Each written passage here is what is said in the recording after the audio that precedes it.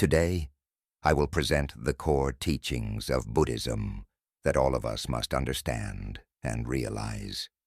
The essence of Buddhism already exists within our minds. It is about liberation from the cycle of birth and death. It is about what we must know within ourselves. It is about seeing the truth, seeing that all conditioned phenomena have no owner. They are natural truths that the mind can recognize at all times. When the mind awakens internally, it will see the truth. It will see that all conditioned phenomena, both external and internal, are anatta, non-self. Atta means self. Anatta means non-self.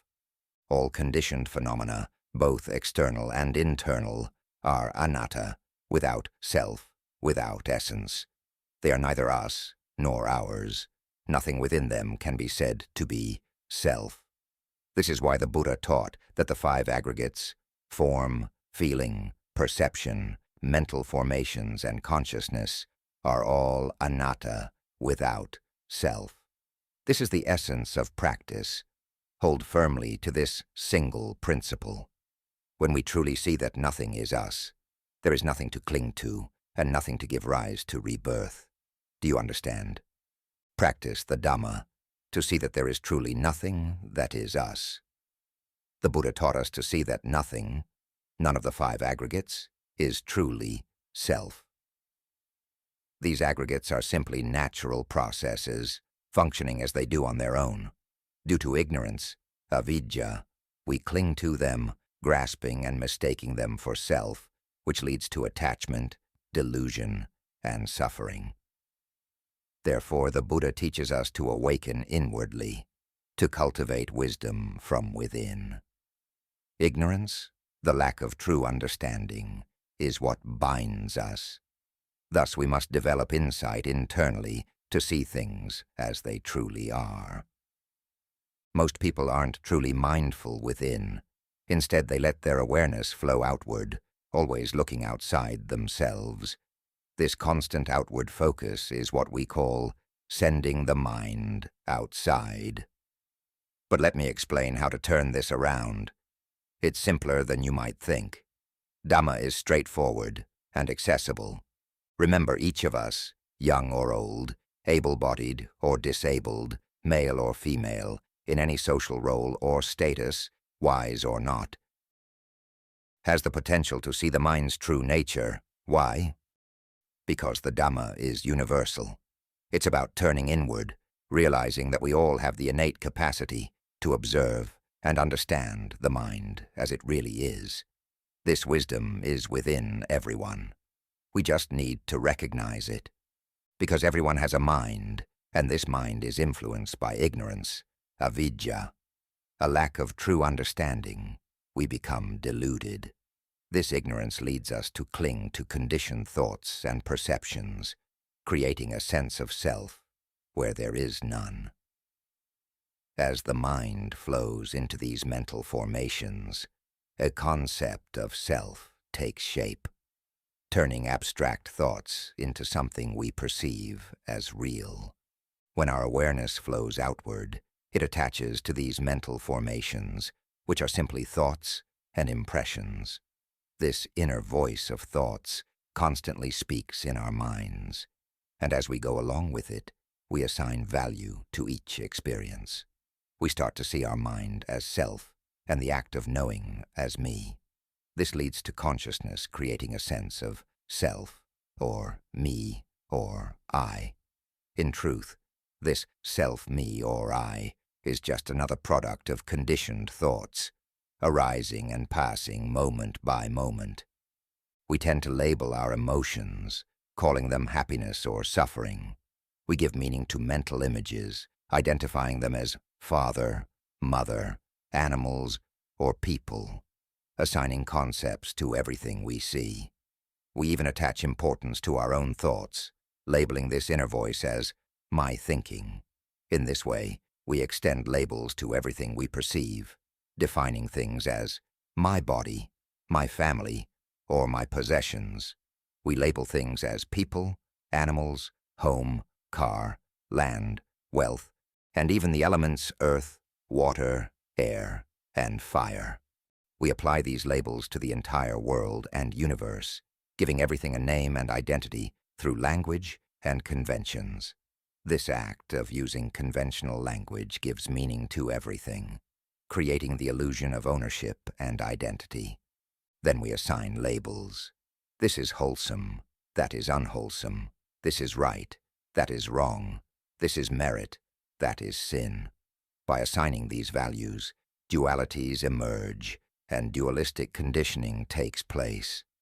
It all arises because we're engaging with and fueling these fabrications. However, when we gain inner awareness, we see clearly that all of this is just fabrications. Who is the one fabricating? If we become inwardly aware, we can see that all these fabrications arise from mental formations within. When the mind awakens to this inner reality, it perceives that these fabrications are simply natural processes, without an owner, without a true self, and beyond our grasp. Can a thought truly possess substance? Does it have a self? Can it be touched or held? If it lacks a self, then why suffer over it? Why engage with it at all? The sound I'm speaking right now, does it have a self? It arises and then fades away. Mental images and emotions are the same. Do they have a true self? Try picturing your mother, your father, or even the world. Imagine a large Buddha statue. Does that image have a self? Can you hold it? If it has no self, then why engage with it? Why cling to these mental images? When you think of someone you dislike, the image appears, bringing suffering along with anger, resentment, or hostility. But does that image in your mind truly have a self? It doesn't. So when it has no self, why suffer with imagined images? When we think of something, it appears in our mind. But if we're aware, knowing that we're simply thinking, we can see that all of this is just mental fabrication, an illusion. Emotions are the same. They arise because we think. When we think, emotions arise. Think of someone we hate. Both image and sound come completely. Really hate this person, hate that person, hate because they said that. They spoke like this. Angry emotions arise like fire burning our own heart. No one can burn your heart, do you know? It's you who burn it. Create the fire yourself and burn your own heart. Ask yourself, do these emotions truly have a self? For example, when we think of our parents or someone we love, a pleasant emotion arises. Both good and bad emotions come from the same place. They're simply mental fabrications. Do these fabricated emotions actually have a self? Can they be touched or held, molded into something solid? They can't. So, if they lack substance, why be happy, or suffer over them, or cling to them at all? It has no true self, yet we cling to it. Just like this sound I'm speaking right now, there's no self in it. But we believe in these words, we trust in this sound. This is what it means to be a sentient being lost in the world of conventions, believing this constructed world to be real, trapped in a web of mental fabrications, yet unaware that it's all fabricated. The Buddha saw this world as empty, as did all those who have reached complete enlightenment. They all saw this world as empty, void of substance, without inherent meaning, and containing nothing real within it. It is void, it is not anything, and it does not have anything. As we speak, nothing truly exists. Yet the moment we think, things instantly appear. But if we understand that all of this is merely mental fabrication, it all dissolves, becoming nothing at all.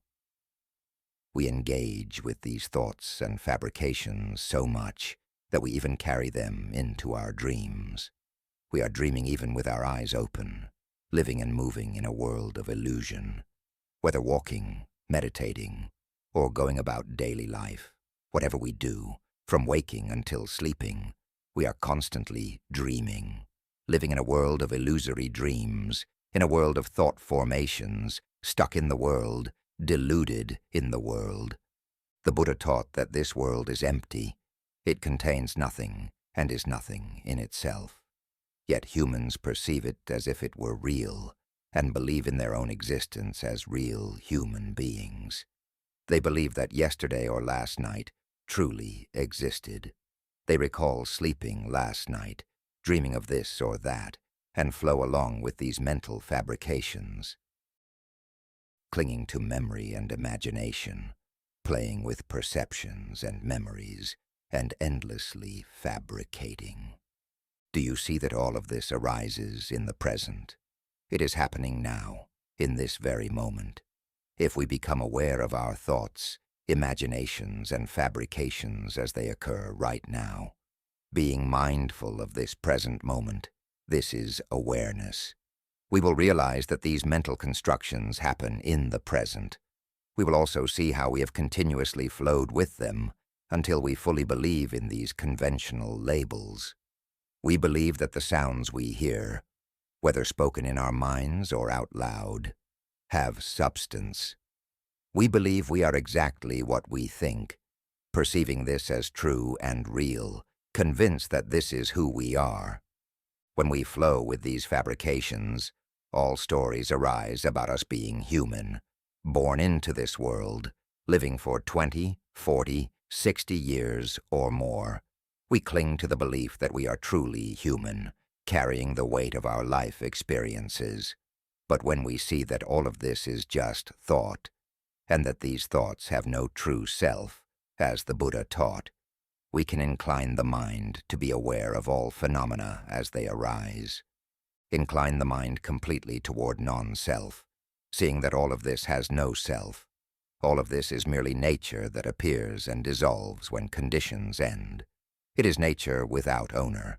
It is nature without self. It is nature being as it is. There is no self at all. There's no self in any state. It thinks by itself, imagines by itself, dreams by itself, remembers by itself. Seeing these conditioned phenomena, they are nature without owner, appearing by themselves and dissolving by themselves. There is nothing to do with these natural phenomena. Simply be aware of them. Once understood that all suffering is this mental formation, we see that when we flow with our thoughts, we also flow with mental images and emotions as they all arise together. Thoughts, imaginations, and emotions become entangled, and we sink into them, becoming immersed in these fabrications. This is the nature of being caught in the cycle of mental fabrications, creating and attaching to them endlessly. When we understand this clearly, tears may fall, because we see that everything is thought, formation. If we become inwardly awakened, we will see clearly that everything arises because of our thought formations. When we think, this is house, it truly becomes a house, and our house too. The sense of self appears instantly. When thinking of wanting bread, the image of bread appears. Bread with jam already spread, with fried egg, with butter, appearing in thought. And we believe it truly exists at that moment. We've flowed away, we've submerged, we've completely attached to thoughts. Thoughts, which are conventional reality, think by themselves. Then we submerge in thoughts, attach to thoughts, are deluded in thoughts.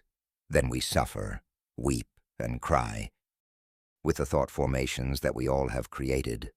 And finally, we plead and beg, paying homage to external things, to sky, wind, deities, sacred objects, all of which is seeking refuge in external things. People seek out so-called miracle workers and become trapped in all kinds of superstitions, which are themselves just fabrications. They cannot escape the world of fabrications because humans are swept away by these conditioned states, carried along with suffering, believing in it, and clinging to it completely. Everyone still believes that we are human beings, don't they? You believe that we have a self, don't you? But the Buddha taught that the five aggregates have no self. There is nothing that is truly us. We are the mind. We are the pure element. Our mind is a pure element, clear and all-pervading, blending with everything. It is extremely clear, profoundly pure, like the emptiness of space. It is the element of emptiness, clear and pure. However, our minds are influenced by ignorance, by not knowing. That's all it is. The mind does not understand what comes into contact with it. It simply does not know. This is because it cannot inherently know. It is a pure element that exists without fabrications. It is a natural state that merges with everything. This is its starting point. Because of this, it creates mental formations, fabricated processes, to perceive and label what comes into contact with it in order to learn. But once it starts creating these mental formations and fabrications, the mind engages in assigning meaning and becomes bound to these processes. Thoughts, imaginations, and emotions once created, the mind continues to nourish and sustain these mental formations, allowing them to function continuously. The nature of thought is simply to think. It acts as the officer of thinking. The officer of imagination performs its function of imagining, and the officer of emotion creates and processes emotions alone, whether pleasant or unpleasant. Sometimes there's happiness, sometimes suffering. Thoughts can be wholesome or unwholesome, right or wrong, good or bad, meritorious or sinful. These arise as pairs of opposites, as extremes. This process leads to the sense of self arising. We cling to and claim ownership of these mental fabrications, believing, this is me, this is mine, or this is my mind. Yet the mind itself does not need language to identify or describe itself. It transcends language. The true nature of the mind is beyond all conventions, beyond words. It is the primal element, untouched by constructs. Mental formations, on the other hand, are fabricated elements. Once the fabrications are formed, these fabricated elements take on their function. It is as if the officers of thinking and fabricating step in and take over, acting in place of the pure mind. The mind itself does not need to get involved. I'll handle it, says the nature of mental fabrications to the mind. You don't need to interfere. I'll take care of it. This is how fabrications assign meaning to what is perceived. This is a rock. This is sunlight. This is wind. This is rain. This is cold. This is an animal, a person, an object. It gives labels and meanings to everything that comes into contact. The officer of emotions then takes these meanings and processes them into emotions. When mental formations assign value to something, emotions arise accordingly, creating satisfaction or dissatisfaction. For example, I like this generates a feeling of liking, while I don't like this brings up a feeling of dislike. The officer of emotions works in coordination with the officers of thinking and imagining, perpetuating the cycle of mental reactions. The mind's only job is awareness. It simply knows whatever arises. While this awareness function just knows, the functions of thinking, imagining, and emotions pull us to give value to external things. They make us believe that everything we see and experience, all physical and material things, belong to us. They label the elements as the four great elements or as part of the basic necessities of life, and give meaning by saying, this is our world, our society. This natural process of thinking operates continuously, creating mental formations without stop. The mind just learns and knows along the way.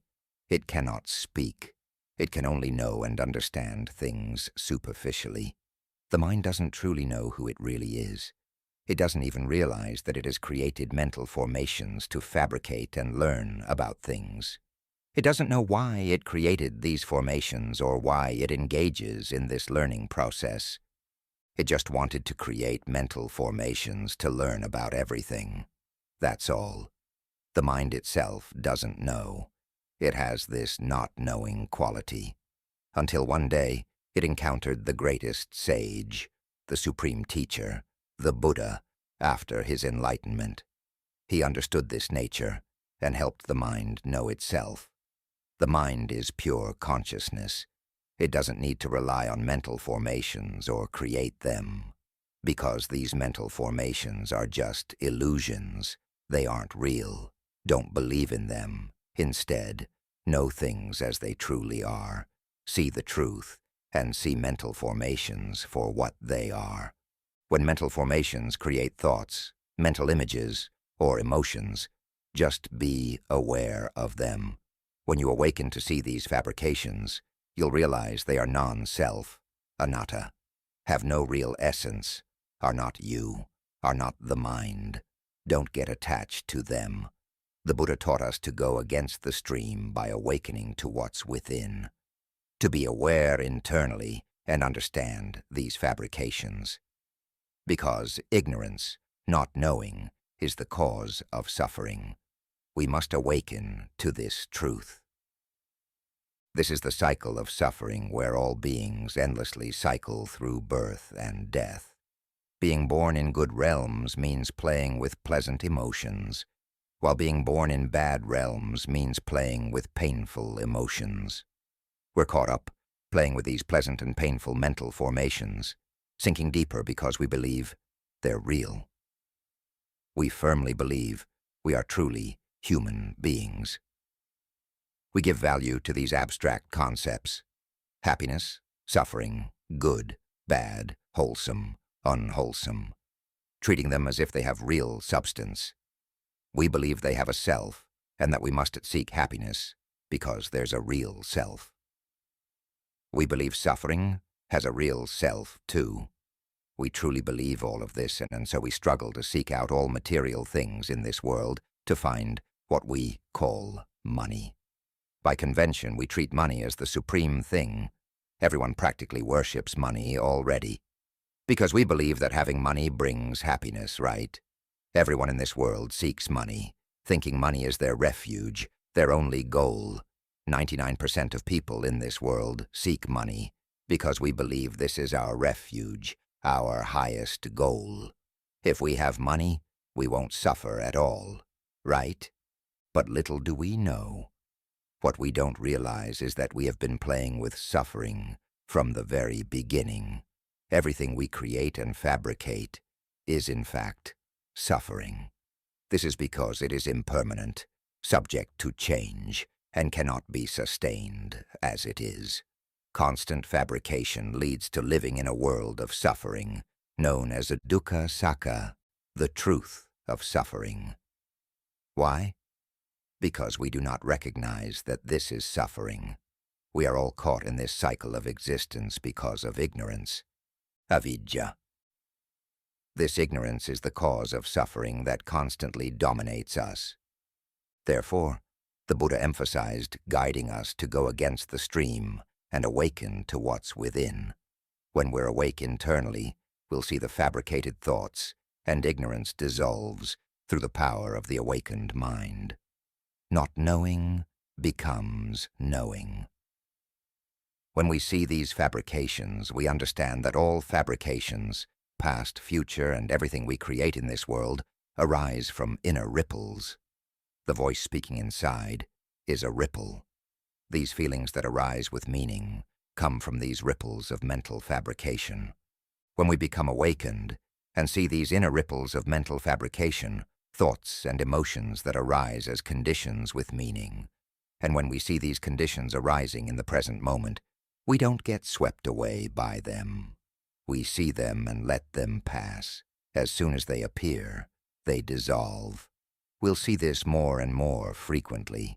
This mindful awareness of what's happening within is called satipatthana, foundations of mindfulness. Anyone who maintains this inner awareness continuously will achieve enlightenment and reach the true reality. Listen to this teaching often because listening to Dhamma causes our minds to gain complete understanding. It's direct teaching to the mind. It would be even better if we could teach ourselves to be awakened. Think about how many years you've been teaching yourself.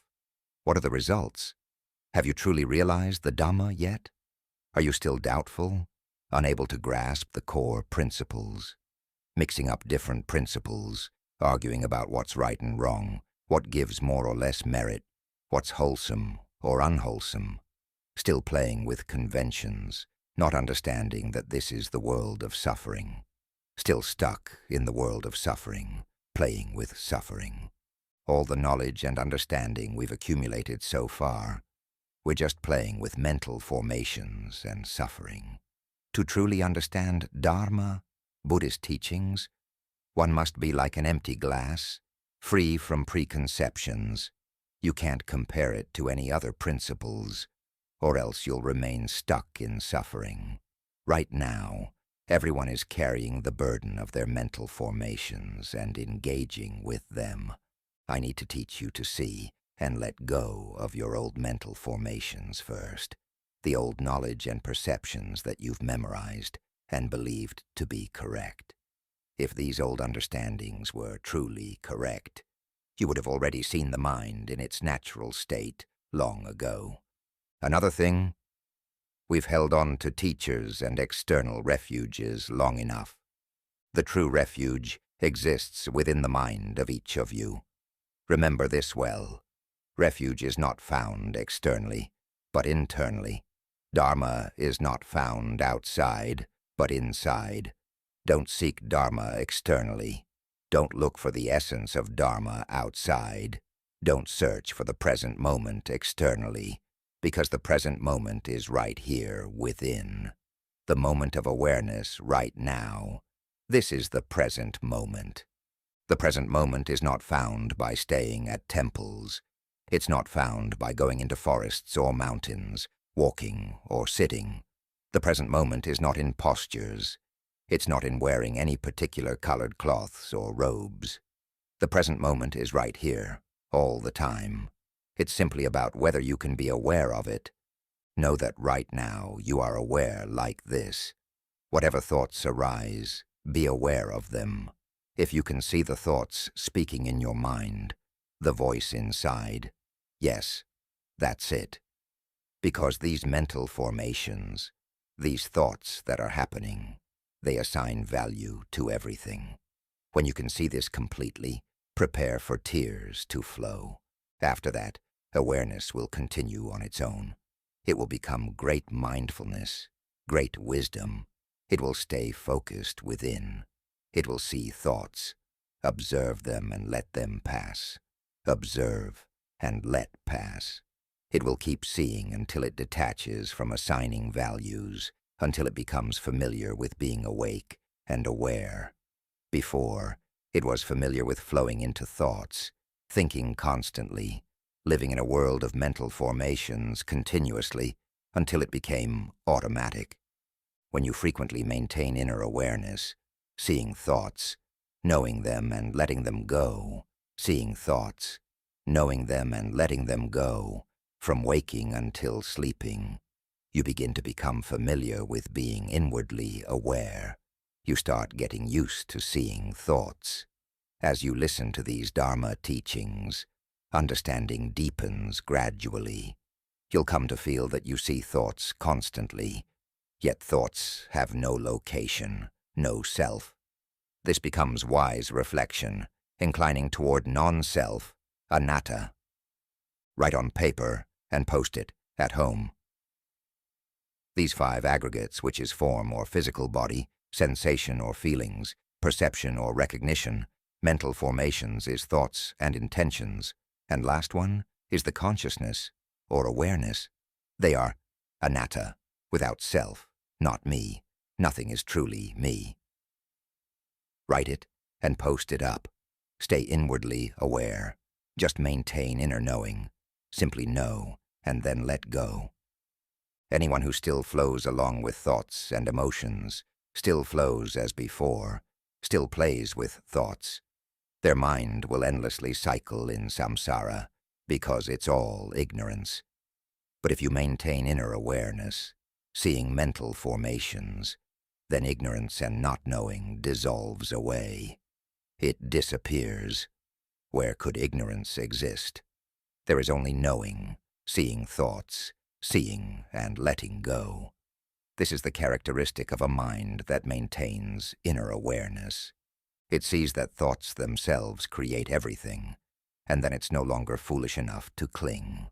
You know until it becomes familiar, until it becomes automatic, until it knows by itself without any effort. Then there will be knowing, knowing, knowing, day and night. Finally, there will be a sudden, complete separation. You will see with your whole heart that nothing is truly you. Even this knowing itself is not you. It knows by itself. The mental formations, the thinking, the imagining, the emotions, none of these are you anymore. They have no self. Even this knowing is not you. It knows by itself, without a self. Only the pure element remains, evident in the heart, pure and clear. Such understanding can bring tears and leaves no doubt.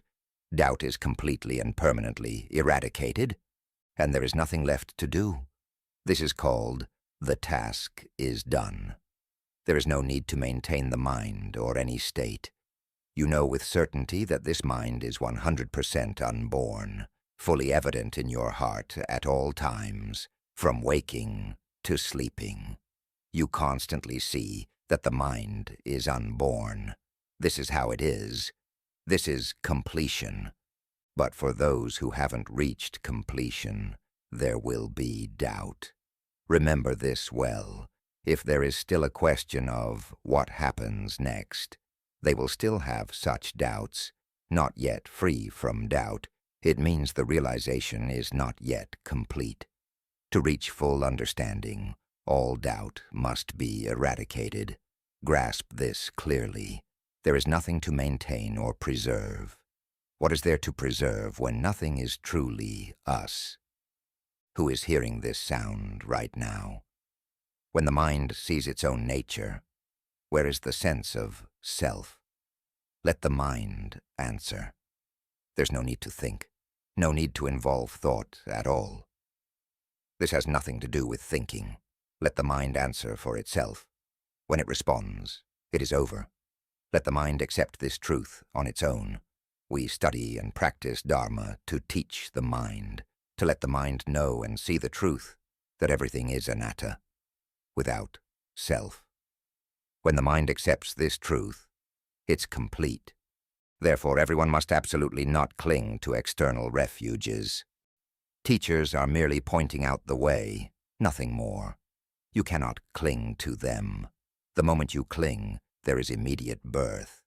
This is called sending the mind outward, and you'll instantly feel there is a me and them.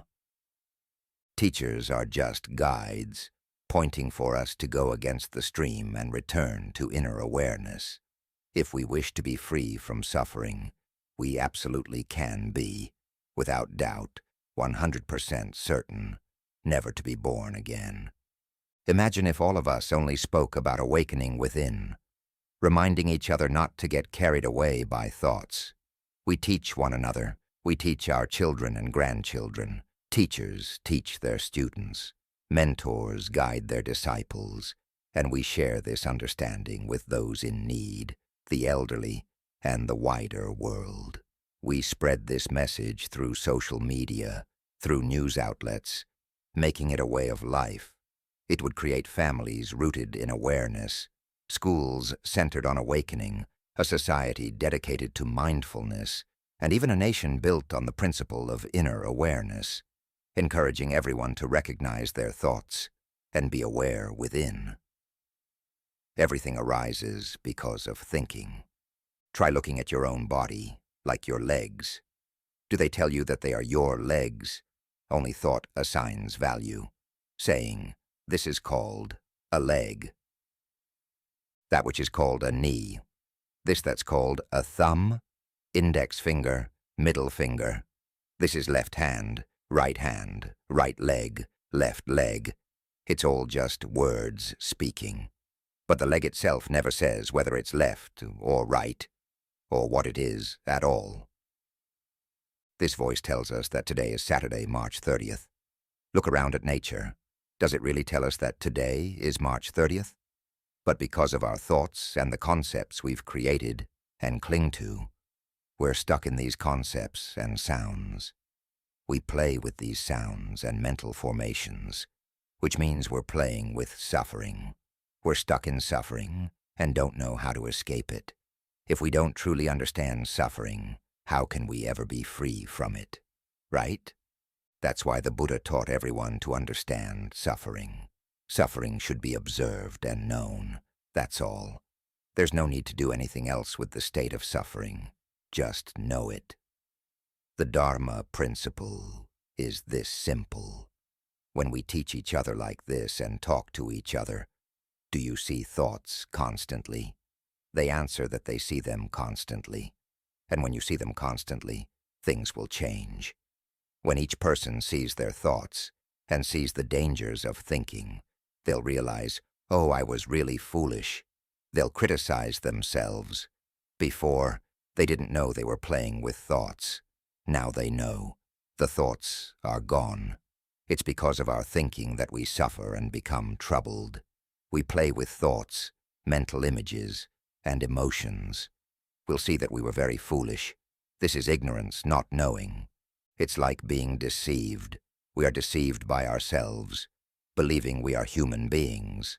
We convince ourselves that we are human, forgetting that we are, in fact, the mind, the pure element.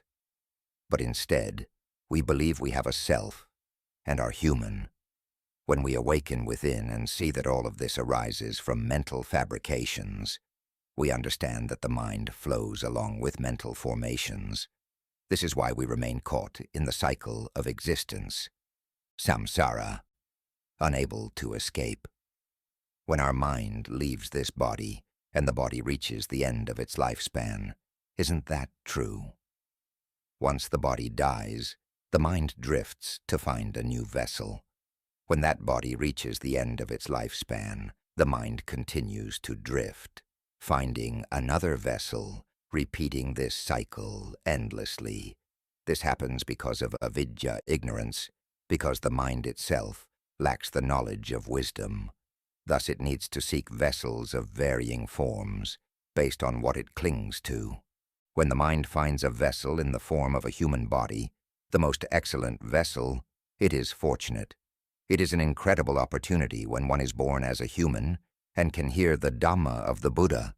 It is even more fortunate when everyone in society encourages one another to awaken within and not play with thoughts, because this is birth. Consciousness flows into birth, born into a world of mental formations, experiencing happiness and suffering, flowing with it. We think on our own, cling on our own, suffer on our own, and can't escape from our own thoughts. But once we know that we're thinking just that, everything ends there. It becomes a natural state of awareness within another natural state. The mind continues to think on its own, separate from the awareness. These are two distinct aspects that do not intersect.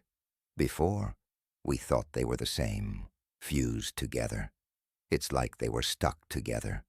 But when we awaken and become aware within, we see that they are completely separate, different entities. The natural state of awareness exists in an undefined space, always clear and continuous, empty and pure. It's the element of emptiness, sunyata, completely pure. This pure element maintains constant awareness, while thoughts, emotions, the voice that constantly speaks, mental images, and emotions are merely objects of awareness, like movies projected on a screen.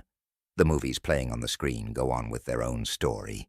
There are heroes, heroines, sounds, images, and complete emotions all on that screen, appearing for consciousness to observe. Consciousness is like a robot, sitting and watching. It just knows and observes the various things being displayed. This is its natural state.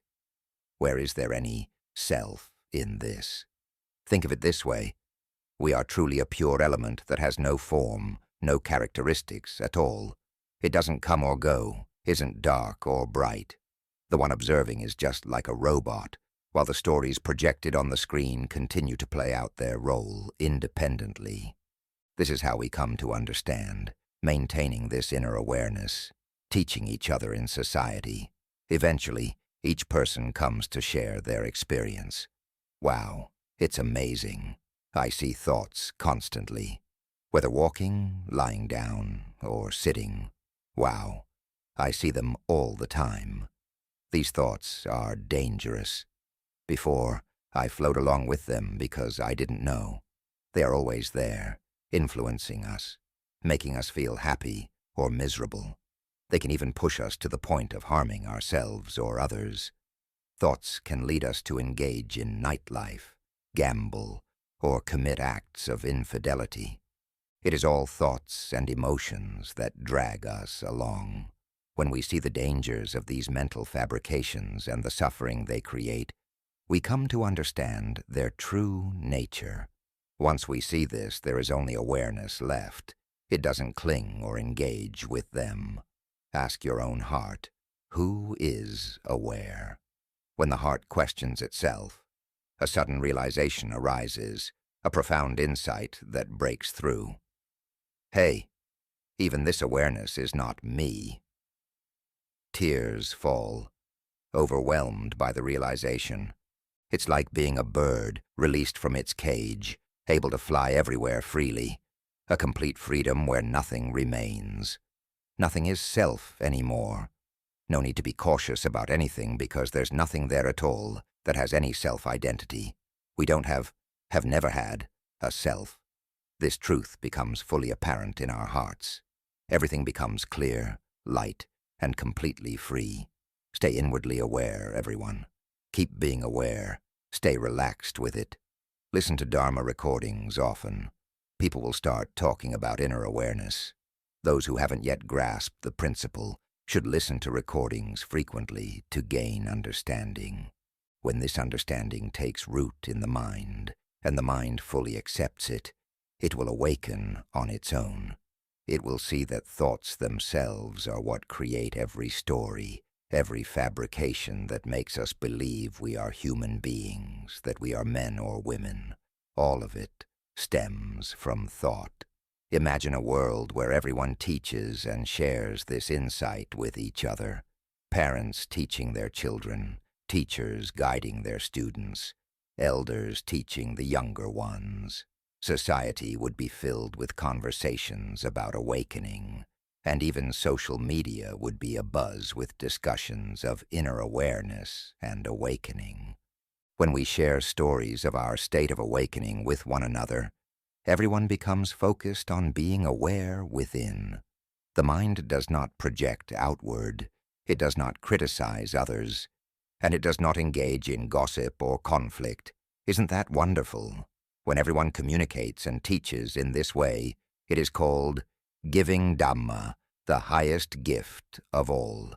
What could be more noble than this? Why were we born? Everyone is born for this reason, to realize the truth. We were not born to chase wealth and become slaves to money and possessions. We were born to see the truth, that the five aggregates are anatta, not self. The thoughts, imaginations, and emotions that construct the five aggregates and create everything are the fabrications of suffering, dukkha sakka. These thoughts assign value to everything and create the sense of self through mental fabrication. Once we awaken within, there is profound peace, a natural stillness that simply exists as it is. It is light and comfortable, without attachments, without a sense of being anything at all. There is nothing to hold on to, because there is truly nothing to be or become. It is just the nature of things, arising and passing according to their conditions. When a stone is thrown into water, waves and ripples naturally occur. Similarly, when we go to work, there will be conflicts and impacts. Sometimes we're satisfied with our work, sometimes not. When work goes wrong, we get scolded by the boss. When the boss praises our work, we feel good. These good and bad emotions flow naturally according to causes and conditions. Since we still depend on the 5 aggregates, this vessel of body and mind, we must continue living until this vessel deteriorates. However, we can live with wisdom, understanding that everything is simply nature taking its course. When we have wisdom, we don't cling to anything. We understand the world as it is. Now everyone comes to understand the nature of the body and mind, as well as this conventional world. Living in this world of conventions, they no longer cling to or are deceived by it as they once were. In the past, everyone was lost in and attached to these conventions. Devas believed they were truly gods. Beings in hell believed they were truly suffering beings. Humans believed they were truly human, and all sentient beings believed they were part of this world. But those with wisdom, those who have awakened, fully realize in their hearts that this world exists purely because of thought. In truth, this world is empty. It has nothing. It is nothing. Deep within our hearts, we know this truth. We see the world as not a really being, a world. We exist beyond happiness and suffering, beyond merit and sin, beyond wholesome and unwholesome, beyond all mental formations. We become pure essence that is nothing in particular, having lost everything, lost the sense of self and possession, lost the knowledge of having a self, lost the attachments we've held on to for so long, lost all the stories and memories we've known, the cycle of birth and death that we were bound to. We have lost it all, lost both happiness and suffering, lost all knowledge and understanding, until there is nothing left to lose. There remains only pure essence, fully realized in our hearts. It's like we've been sleeping and dreaming, lost in this world of illusion for so long, until finally awakening from this dream and understanding. From now on, our duty is to pass on this knowledge, to provide spiritual guidance. For the giving of Dharma surpasses all other gifts. Share knowledge so others may awaken. Help them see the dangers of mental formations. Help them understand suffering, understand the cycle of rebirth and the endless cycle of mental fabrications. Help them realize and see that there is nothing that is truly self, just as the Buddha taught. The 5 aggregates are non-self, anatta. Sabbe Dhamma anatta. All phenomena are non-self. Nothing can be clung to, not even knowledge or understanding. The sound of these words is just conventional language used for communication, so that listeners can reflect deeply and understand. Let the mind hear these teachings often. Listening to Dhamma leads to seeing the true nature of the mind and reality, as the mind absorbs this understanding over time. This knowledge becomes embedded in the mind until true insight arises. We train the mind until it awakens, recognizing the dangers of mental fabrications. The mind learns to be naturally aware, familiar with this state, until it becomes automatic, continuously aware on its own. Ultimately, the mind will release its attachment through its own insight. By listening to Dhamma consistently and understanding deeply, the mind inclines inwardly, realizing that all fabrications and even awareness itself have no owner. Nothing is truly us. This realization becomes clear when the mind directly experiences it. Sabbe Dhamma anatta. All phenomena are non-self. Nothing can be held on to, not even knowledge and understanding. These spoken words are merely conventional language used to communicate, so we can contemplate and understand. Let the mind listen frequently. Listening to Dharma causes us to see the mind and true nature. Through repeated listening, this knowledge embeds itself in our mind until understanding arises. It teaches the mind until it awakens, until our mind sees the danger in mental formations, until our mind knows, becomes naturally aware, until it becomes automatic. The mind knows by itself constantly. Finally, the mind will release itself from delusive attachments when it continuously listens to Dharma, continuously develops understanding, continuously reflects inwardly that all conditioned phenomena, including this knowing nature, have no owner. There is no self. Clear insight will arise when the mind realizes this truth. These people continue to cycle in samsara, unable to find a way out because they still play with extremes, clinging to pleasure while pushing away pain. Speak of Dharma in terms of inner awakening. Speak only of the mind. Those who practice Dharma appropriately to the Dharma are those who remain inwardly aware, with non-self, anatta, as their goal, and non-rebirth as their aim, using awakened awareness as their practice. When the mind becomes firmly established in the principles of Dharma that lead to non-rebirth, the mind suddenly sees itself as nature, and this does not take long. One who has an unwavering goal becomes a person with stable refuge. They will surely see the mind as nature in no time at all. The principle of Dharma is this simple. Just understand this much, and it's complete. With this understanding, there is no more rebirth, and we are free from suffering, attaining a state of permanent liberation from all forms of suffering. Sadhu, sadhu, sadhu.